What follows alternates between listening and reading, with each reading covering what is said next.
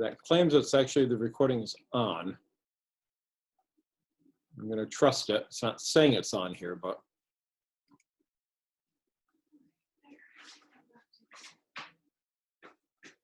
Okay, it claims to be doing so. I can't see what it says. Normally there's a recording option that you can see a button is on. Oh, actually, I think I see it right here. Yes, it is. Okay, there it is. Okay, so we'll, okay, it looks like 9:21. We're gonna call class starting and let's start. Okay, so we're trying to find B fields.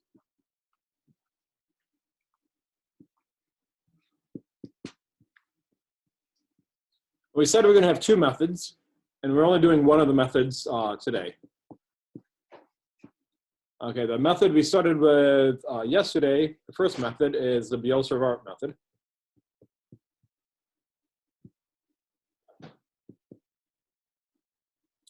And we're going to say that that is always true, even though it's not. But in this course in 126, this will always be true.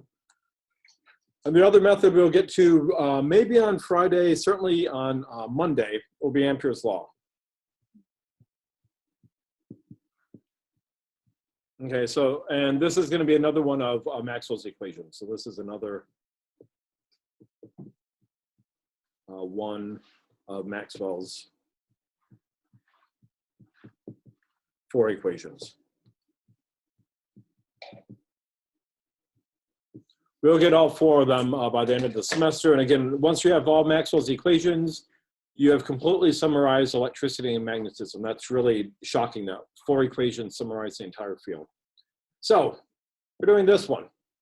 So we said this is the magnetic analog of treating an object as a collection of point charges.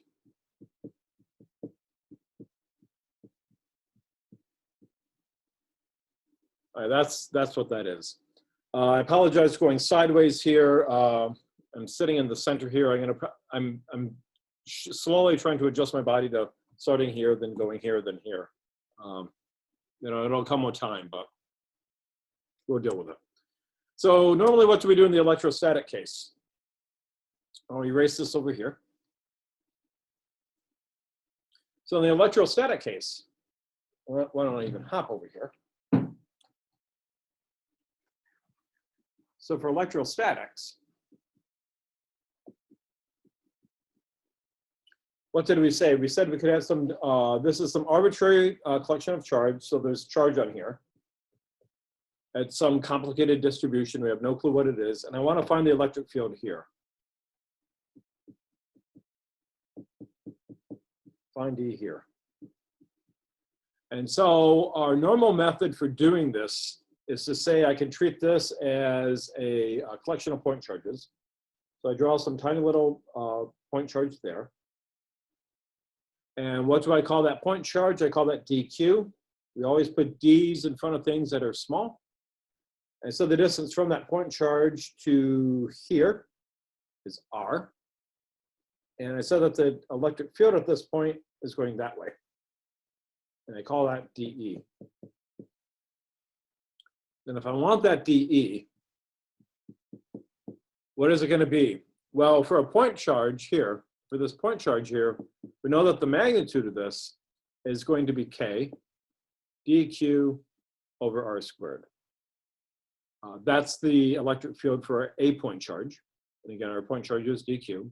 And it's pointing in this direction here like that. And so we say it's pointing in the r hat direction. So this is a unit vector pointing along the direction of r. That gives us that direction there. And then I said if we want the entire charge on this guy, the entire electric field due to this charge here, we have to find the electric field from this point charge and this point charge and this point charge. We have to sum them all up. So if we sum these all up,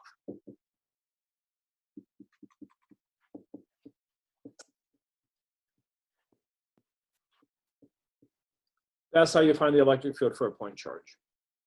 And we said the Biot-Savart law is going to be nothing but this, basically, except for a long straight wire. We said one other thing. We said that this K here, to make it look a little more similar to the Biot-Savart law, remember that this K, we also showed that this is also 1/4 pi epsilon naught, where this epsilon naught is your permittivity of free space. So let's again, I'm going to leave this here, and I want to then write the, do the corresponding picture, and then I want to go and do the problem we started last time, then we'll do a whole bunch more. So we said the Biot-Savart law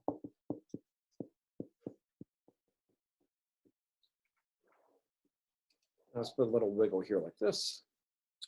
We're going to have some arbitrarily shaped wire. So this is some arbitrary wire. Can have any shape you want it to have. And it's going to have a current here, I, going through it. And I want to find the B field here.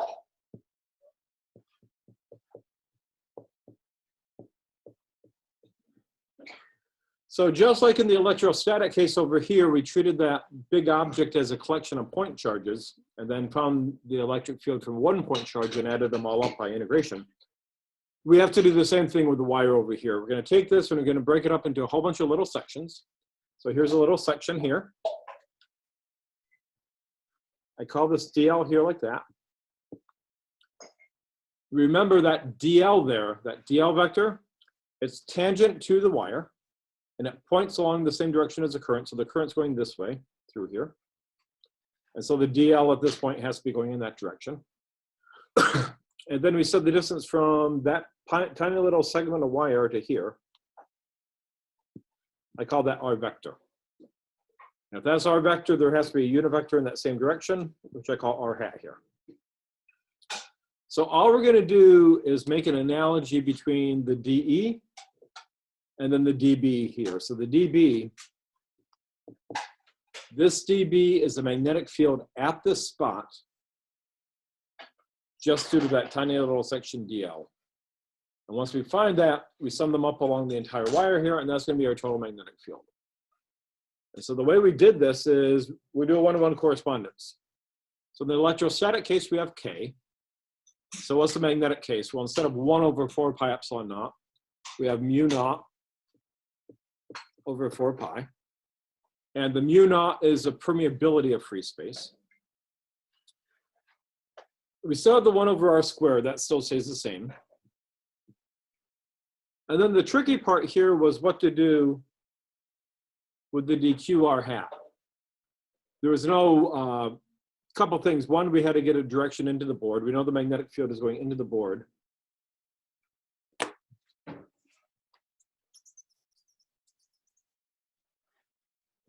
Magnetic field is going into the board due to that little section here. And so it also has to be proportional to this length and also the current. So what we took it to be is that I, that's going to be the current going through the wire. If you had more current, you'd have a larger B field. It's proportional to this length, DL. But that's not going to get you the entire direction. So we have to take this DL and cross it into our R hat, like that. And so this whole law here, okay, that is the Biot-Savart law. And this, the Biot-Savart law here, and the electrostatic case here, they're really just analogies, analog equations. This is for electrostatics. My computer keeps on telling me that my internet is unstable. And this over here,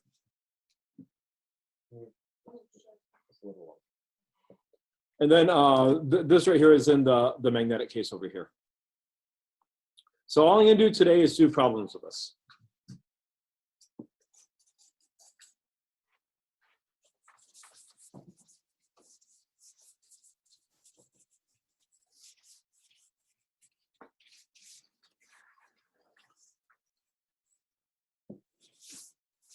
Okay, so let's start with the problem we had last time.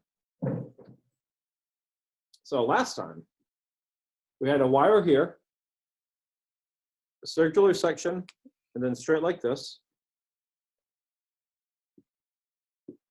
This is I. This had some radius here, capital R. And we wanted to find B right there at the center. Find B here.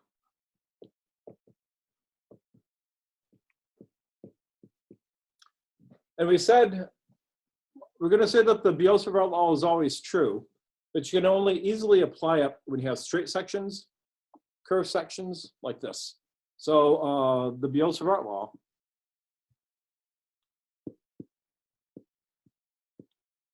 is always true. Again, I'll put that in quotes. Remember, I just lied to you there. It's going to always be true in this course. It's not always true. There's these problems we're dealing with are a case called magnetostatics. I don't want to get into what that means. And the Biot-Savart law will be true for electrostatics, which is all we're going to be dealing with in this section here. So we said it's always true, but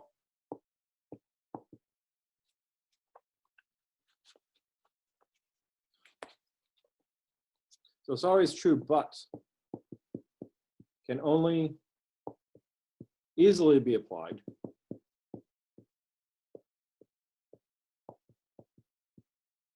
when for straight sections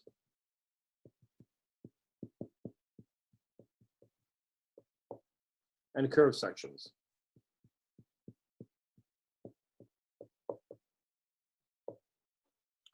That's all we can easily do that for. So what I'm going to do is finish up this problem and then just do more problems. So the way you're always going to do these, you're always going to break these up into sections. So we call this section 1, we call this section 2, we call this section 3. That's the saddest looking 3 I've ever seen. So we said the total magnetic field of the spot here is going to be the magnetic field for the first section, plus magnetic field for the second section, plus magnetic field for the third section. And we said that the magnetic field for the first section and the magnetic field for the second section, these are both 0. And the arguments were similar to each other, but not identical. So this is how the argument worked. In section 1,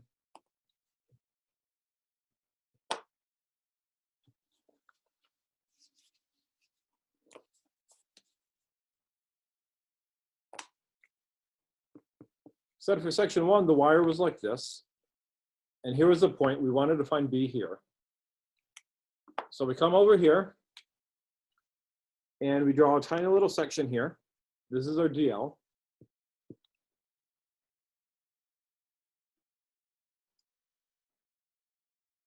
That's our DL. And then from here to there is our R vector. So from here to there is R hat. So if we look at the DL cross R hat, that's in the Biot-Savart law.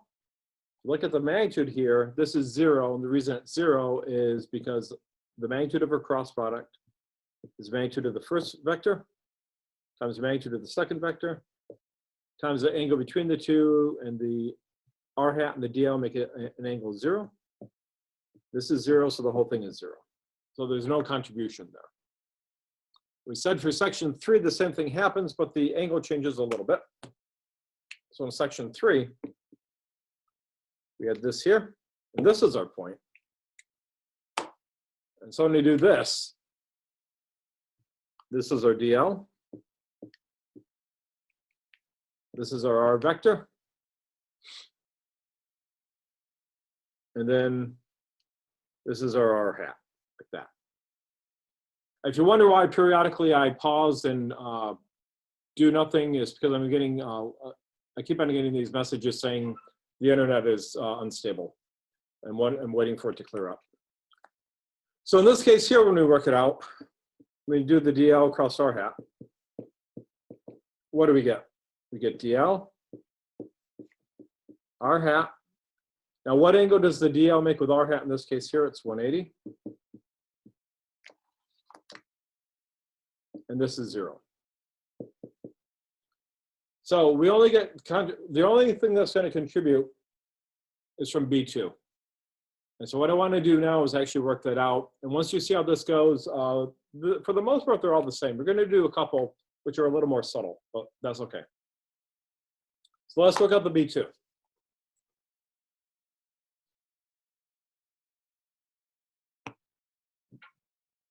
Okay. So in section B, for the second section, here's our curve. Oh, unless I can do this in blue again.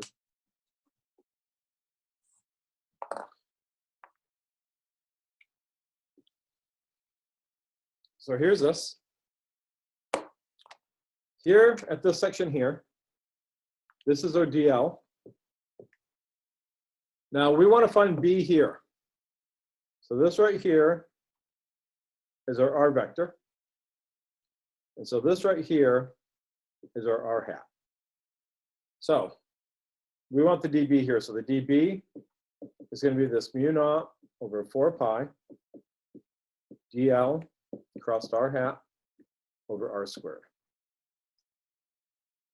Now, I want you, and you can either put it in the chat box or you can unmute yourself. What direction will the magnetic field go at this spot right here due to that DL? And I know in these videos, there's a ridiculously long delay. My daughter told me that yesterday. It's on the order of like close to 10 to 15 seconds. So, well, maybe not 15 seconds, but I bet you there's a good 10-second delay. So what is the magnetic field at this point due to that one there? Up, down, right, left, in, out.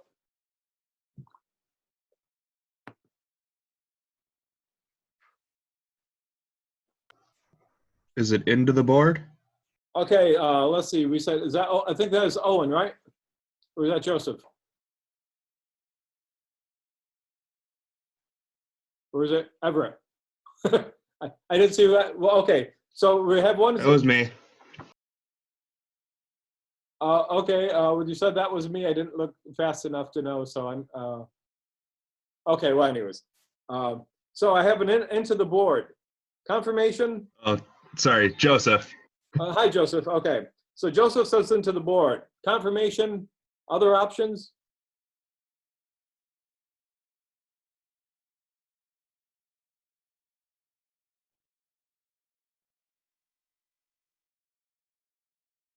I agree. Okay, we're getting, Owen saying he agrees. Okay, let's do this two different ways. Let's do, first of all, do the cross product. How does the cross product go? This is a little hard to see with my hand like this. So you have to take your right hand and you point them in the direction of the first vector. So it's like this. Now what do you have to do? You have to then bend them in the direction of the R hat because we have a DL crossed R hat, and without killing your finger. So it has to be DL, you have to turn your hand, crossed R hat, your thumb goes into the board. So that's what the dB is going to be, like that. Give me another way to find that same thing. What other right-hand rule could you do to get that same direction?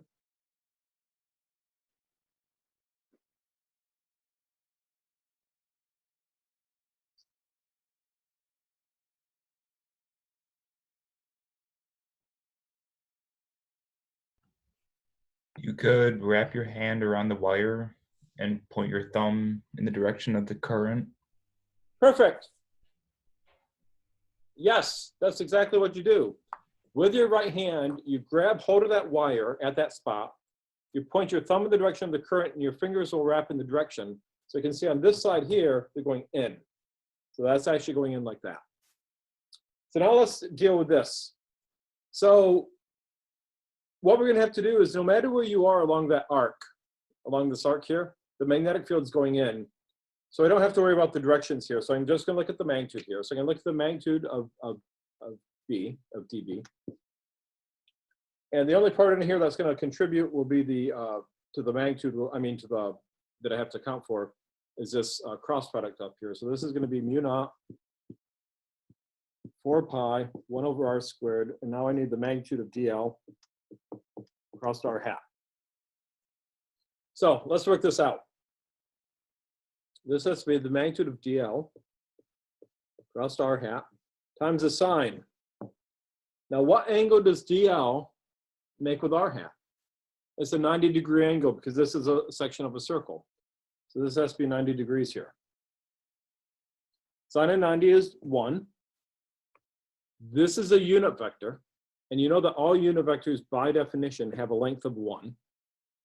So this whole term here just becomes dl. So I can rewrite this as db equals mu naught over 4 pi.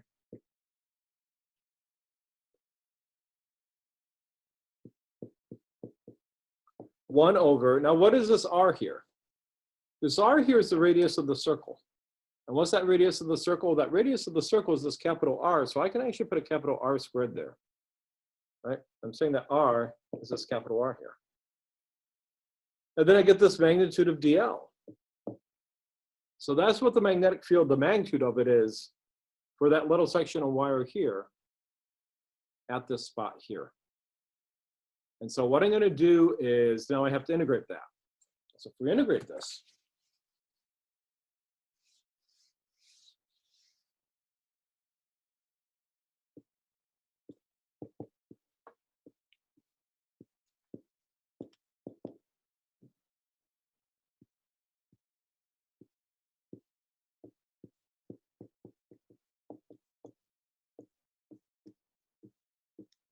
I get that. Now, what can come out of the integral here? All of this is a constant. So I can pull that entire quantity out of that integral.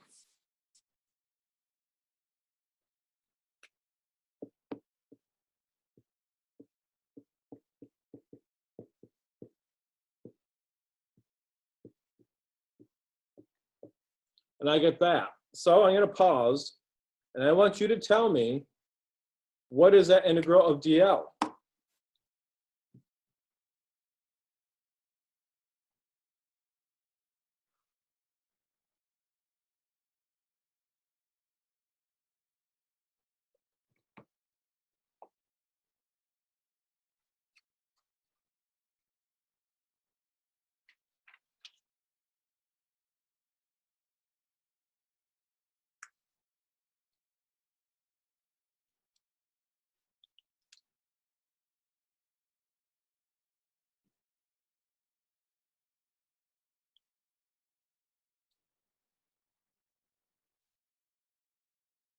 Okay, I'll give you the answer since I'm not hearing anything. Okay, so if you integrate this dl here, you're going to end up with L. So you're going over here, and you're adding up all the little dl's along this arc here. You have to get that entire arc there. So the cell here, what is that? Well, you remember S equals R theta. R is your radius of the circle, and the theta is your angle in terms of radians. And so what is this? This has to be the radius here, R, times the angle here that you go through, which has to be 180 or pi. Another way to see this is that this would actually be half the circumference, right? So the circumference here is 2 pi r, divide that by 2, you get this as well. So if I put that in there, I get the magnetic field. So the magnetic field for that section is mu naught over 4 pi, 1 over r squared r pi. You would never leave your answer in that form. You'd reduce it. So one of the r's go out, one of the pi's go out, and this tells me that the magnetic Did we field, lose our I somewhere? oops, sorry. Okay, when you see me do something stupid, you have to let me know. Yes, I lost my eye. That's why I can't see. Ah, I lost my eye. I apologize for that. We got mu naught over 4, I over r, and that's my answer. That's pretty cool. Are there questions of that?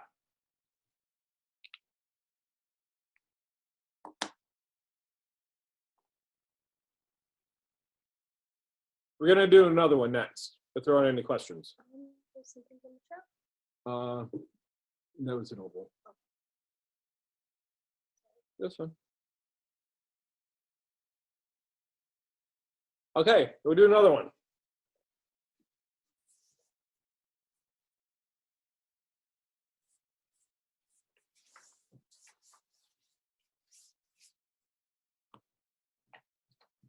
So let's say we have something like this.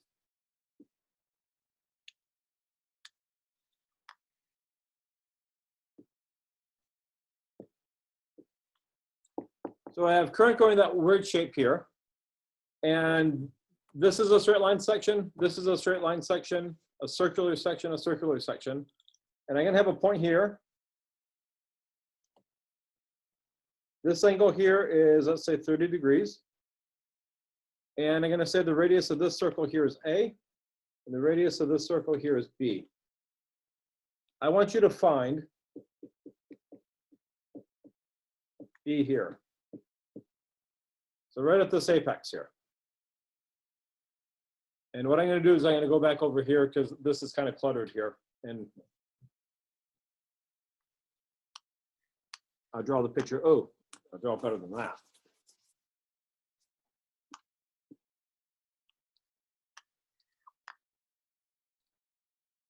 There. So we want to find B here. So you tell me what we do. I'll pause and wait for an answer. What do we do?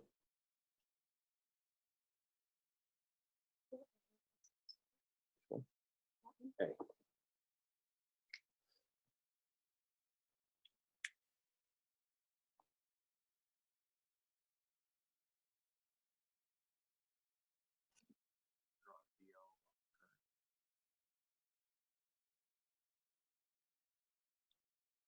I thought somebody was almost brave enough to answer. I saw somebody unmute their mic and then they muted it. You again. need to consider the contribution of each wire. Exactly. So you're going to break this up into 4 sections. Sections 1, 2, 3, 4. And so I'm going to say the total B there is going to be B1 plus B2 plus B3 plus B4. Now, which of those sections do we not have to worry about?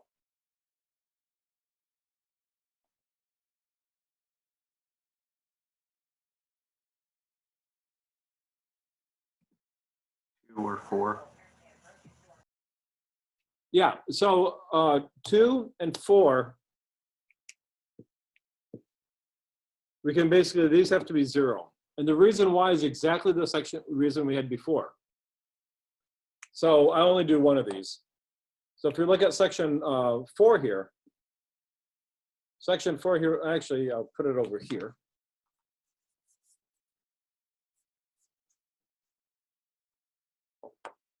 So section 4 here, we had the straight line like that. We wanted to find B here. So what we have,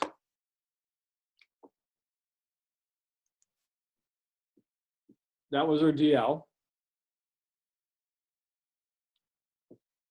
That was our R vector. So this is our R hat. So if you look at the magnitude of DL across R hat,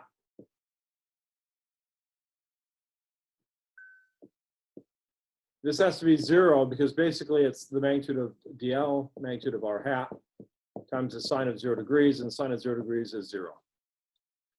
Section 2, you get the same thing, but then the angle is actually 180 degrees. And so that's right, because in section 2 here, in section 2, your DL is like that, and your R vector is like this, so your R hat's like that. And so the angle between those two is 180 degrees, but the sine of 180 is still 0. So those two don't contribute. So now we have to ask the question is, what is going to be the contribution from 1? What is the contribution from 3? So let's actually do that. I'm going to start with section 3. So let's do section 3 first.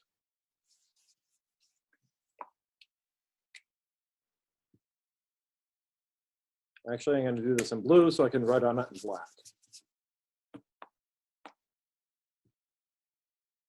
So this is section 3, and here's my current, and here's that spot. So here's my DL.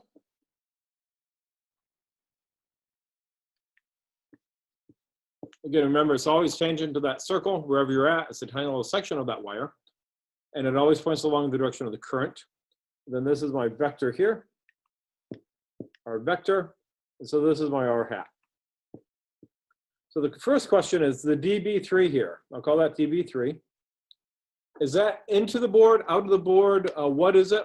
I'll pause and you tell me. So is that in, out, or what? And I need to refresh my coffee because it's almost gone. It is gone. Okay, so you tell me. I can still hear.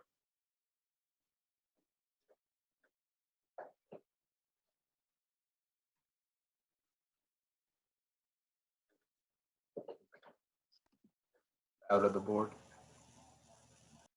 So I'm hearing an out of the board.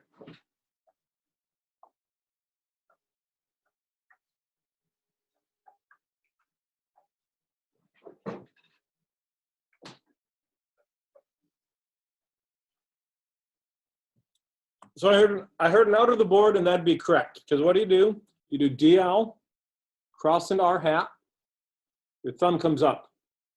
So I'm going to actually denote that with a dot and a circle. Now, just so you know, what's going to happen when we do the bottom section? When we do the bottom section, is, in other words, that's section 1, and this is here. What is that magnetic field going to be? Into the board, out of the board? Which one will that be?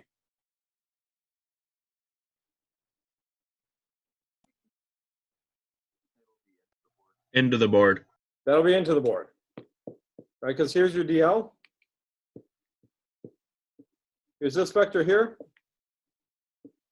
Here's R hat. So when you do the DL cross R hat, that's going into the board. So here's a little distinction we have to do. One of these has to be positive, and one of these has to be negative. It doesn't matter which way you take it as long as you're consistent. So somewhere when you do these problems, you want to designate whether in or out of the board is positive or negative. I'm going to say into the board is positive. So I'm going to put over here. I'm going to say, oh, actually, I'll say out of the board is positive. So that equals positive. And so that's the way I'm taking it to be positive. So now let's go through and calculate what the dB3 is, and then we'll go from there.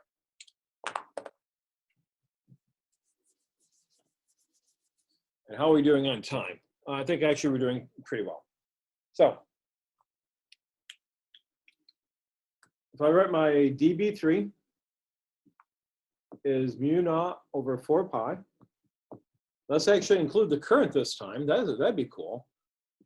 Times DL crossed R hat over R squared. So all the contributions along here are going to be positive, or all in the same direction. So I can just look at the magnitude of this. So this would be mu naught over 4 pi I. Now I have an R there. Now what is that R going to be? Well, if you remember the little picture that I drew like this, that distance from here to there, I called B. So that's going to be over little b squared, because that's the radius of that circle. Now I need the magnitude of that I need the magnitude of that DL cross R hat.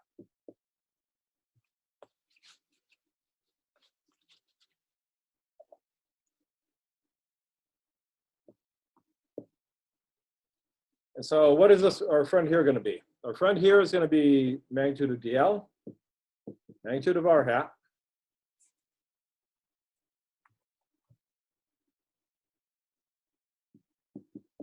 equals DL, R hat, sine of 90. Because again, the angle between the DL here and the R hat is 90 degrees. And that's 1. A unit vector by definition only has a length of 1. And so this whole thing here just becomes DL. So if I want the magnitude to be 3, this has to be mu naught over 4 pi. Well, it has to be the integral of all my little dB3s. It has to be the integral of mu naught over I, magnitude of DL, all over 4 pi b squared. So I'm going to stop here, and I'm going to ask you, tell me what this integral equals. So that tells me that B3 equals what? Figure out what you can pull out of the integral, and then figure out what the result of that integral would be.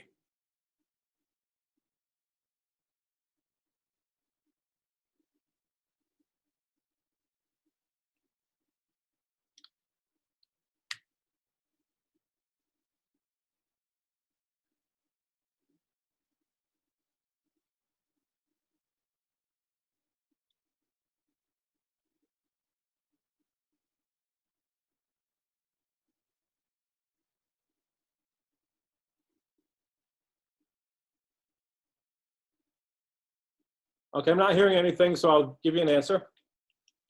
I can pull out the mu naught I over 4 pi b squared.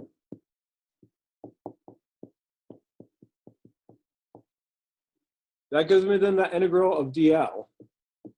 If you integrate those dl's, if you sum them all the way up, you get the length of that arc. Well, you know, S equals r theta. So the length of that arc up here, in other words, that arc here, this is your L here. That's nothing but an arc length. Remember, this is 30 degrees. So if you do S equals r theta, you take the r, in this case it's b, because it has circle has a radius b. Now you have to take the 30 degrees there and convert it into radians. And you know the conversion factor is multiplying by pi over 180. Well, that thing gives pi over 6. So what happens here is that that magnitude of b has to be mu naught I b pi over 6. That my b and my 6 look identical, don't they? Well, I'll cancel one of those b's into here. So that gives me over b. That pi cancels that pi, and the 4 and the 6 give me 24. So that's actually my contribution from the section 3, and that is out of the board. Now, I could do the exact same thing for section 1, but I'm going to be lazy. So I'm going to pause here, and I want you to tell me what the magnitude of B1 has to be. Because if you think about it, it's easy to do. So tell me what that has to be.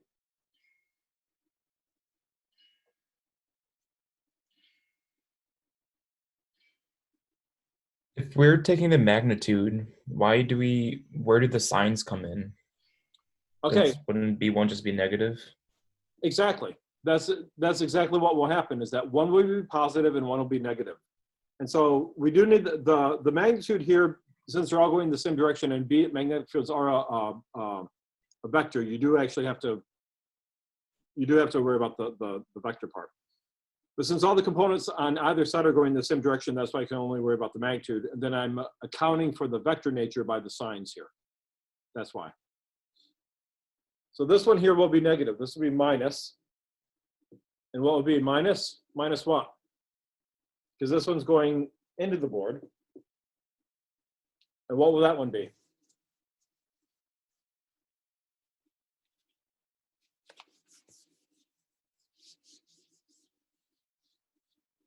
Would it be just the same thing, but replace the B with an A That's exactly what it is. and then minus? Exactly. So your total magnetic field, the total magnetic field there, is going to be basically your B3 part, plus, well, I won't write it like that. No, I won't write it like that. I said this is going to be this fellow.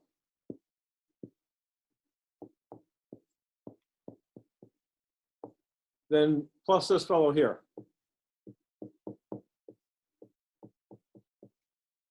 I'll pull out the common terms.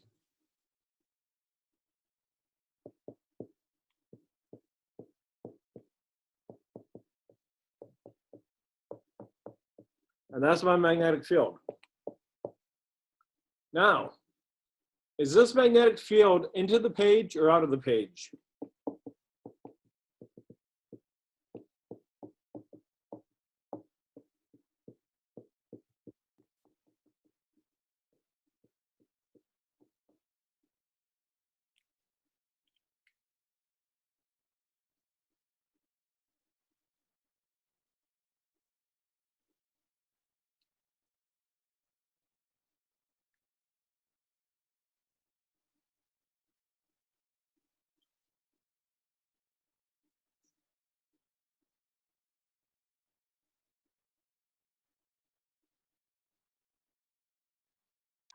Would it be into the page? I'm hearing into the page. And that would actually be correct. And the reason why, so in other words, this B here, this magnitude of B is actually, this is going to be negative. The reason why is that this term here is larger. the A is actually smaller than B. So the 1 over a large number is going to be small. The 1 over a small number is going to be bigger, and it comes under the minus sign. So that means that overall B is going to be going into the page. Does that make sense? I mean, you just answer just answer no if it doesn't, then I can go over it. If it all makes sense, then we'll just leave it with that. Now we'll start another one.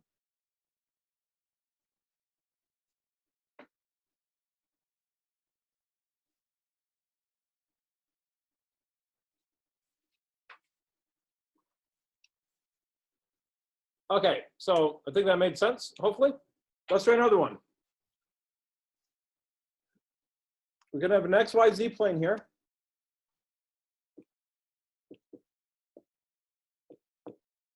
We're gonna have a wire in the XY plane in the form of a circle, a radius R, carrying a current I.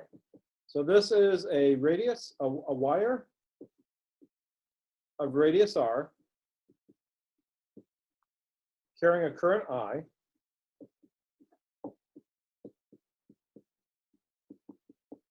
Lying in the XY plane.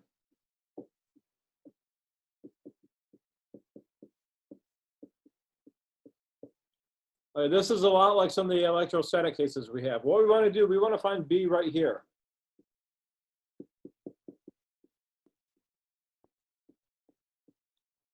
I'm going to set the distance from this point here, I'm going to call that Z. So we want to find the magnetic field basically along that Z axis.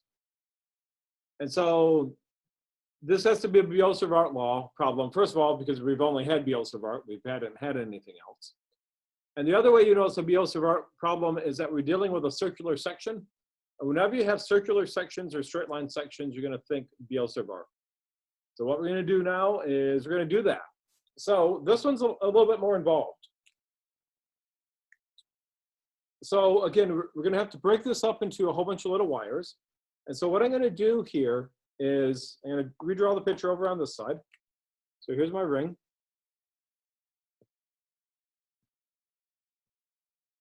And I'm going to look at this section here that's basically along, it'd be along the minus y-axis here.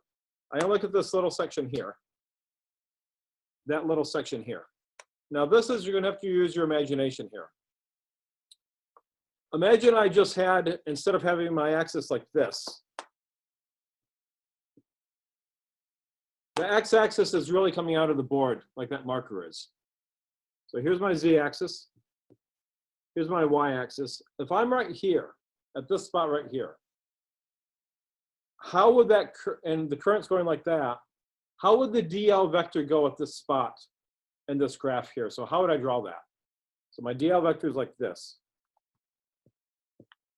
Right, that's my dl vector. How would it look in this y-z plane if I had my z-axis coming out like that? How would it look?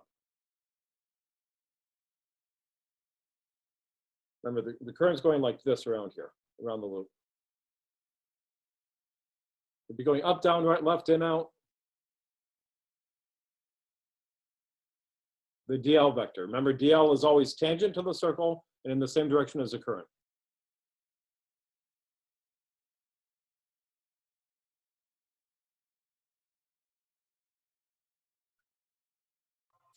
It'd be coming out of the board. That's or right. Out of the paper. So over here, that's how the dl vector would look. Because that current's coming up like this and then in, and it's basically making a big, unfortunately, since the camera is vertical, you can't really see my motion here. It's basically making a big circle like this. Let's go over here. So if I go like this around here,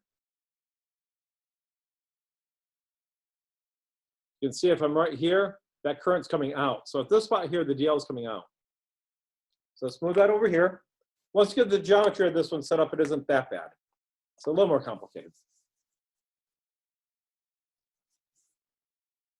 So I can draw this picture over here.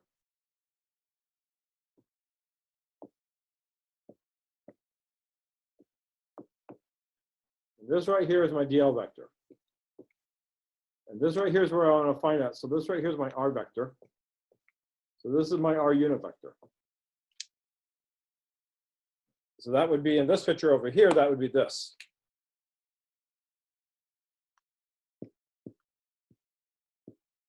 Now using this picture is going to be hard to do. So tell me how the magnetic field would go at this spot due to this here. So how would that have to go?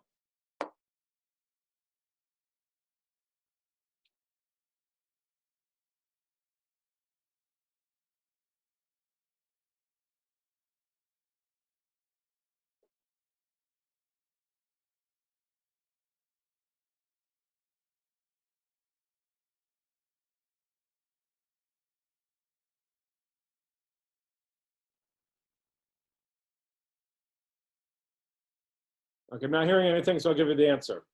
So again, we're going to do dl cross r hat. So the dl on this side is coming out of the board. So that'd be like that marker. And the r hat's going like this, right? The r hat's going like that. I'm going to make my hand look like those two things. So it's going to be dl cross into r hat. That's going to come out like this. That's how the dB is going to have to go, because the dB is in the same direction as the dl cross r hat. Now, what happens over here? Remember that current comes along here like this, like this, like this. It's going to get over here. On this section, the dl is like this. So the way I draw that here is on this picture, that dl is going to be going into the board.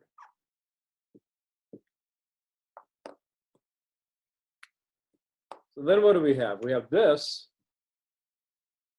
This is my r vector. And this is my r hat.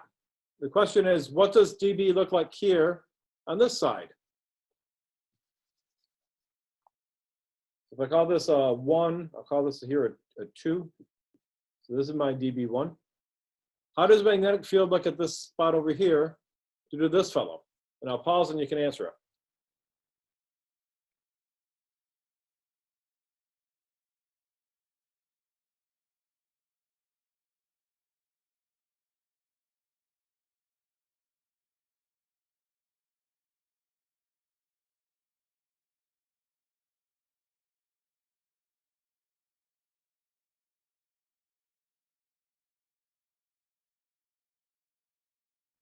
Okay, it's going to have to be going this way.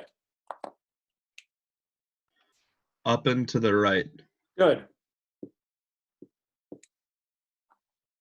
So it goes like that. Now you can see what's going to happen here is I can break both of these into components.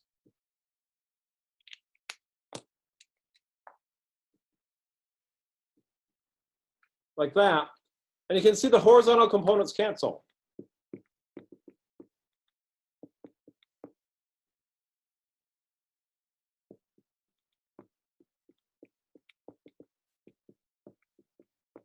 And so we're just left with the z component. So if I call this angle here theta, my dBz here,